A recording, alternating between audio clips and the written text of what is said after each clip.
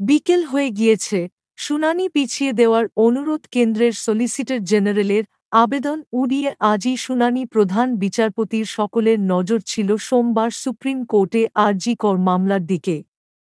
কিন্তু সকালেই জানা যায়, বেলা ২টোর পর সুপ্রিম কোর্টে শুরু হবে আরজি কর মামলার শুনানি।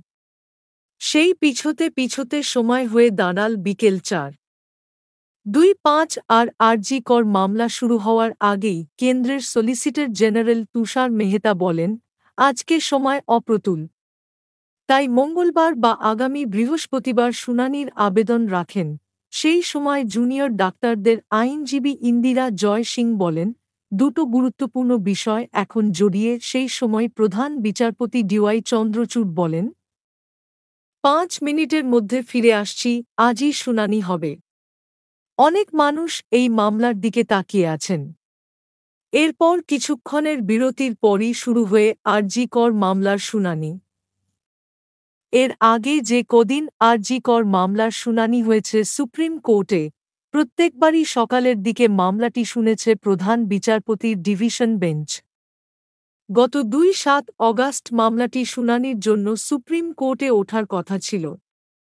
কিন্তু রাজ্য সরকারের আবেদনে মামলাটি সোমবার শোনা হবে বলে জানিয়েছিল প্রধান বিচারপতির ডিভিশন বেঞ্চ। সুপ্রিম কোর্টে আজকের শুনানিতেই নির্যাতিতার পরিবারের হয়ে সওয়াল করছেন আইনজীবী বৃন্দা গ্রোভার। এতদিন নির্যাতিতার পরিবারের হয়ে এই মামলায় সওয়াল করছিলেন আইনজীবী বিকাশরঞ্জন ভট্টাচার্য। কিন্তু কয়েকদিন আগেই বিকাশরঞ্জনকে সরিয়ে বৃন্দা গ্রোভারকে নিজেদের আইনজীবী হিসেবে নিযুক্ত করেছে নির্যাতিতার পরিবার। অন্যদিকে জুনিয়র চিকিৎসকরা জানিয়ে দিয়েছেন, আজকের শুনানিতে সুপ্রিম কোর্টে চিকিৎসকদের নিরাপত্তা নিয়ে সদর্থক কোনো আশ্বাস বা নির্দেশ না পেলে তারা ফের কর্মবিরতি শুরু করবেন। সব মিলিয়ে সোমবার সুপ্রিম কোর্টের শুনানির দিকে তাকিয়ে রয়েছে সব পক্ষই।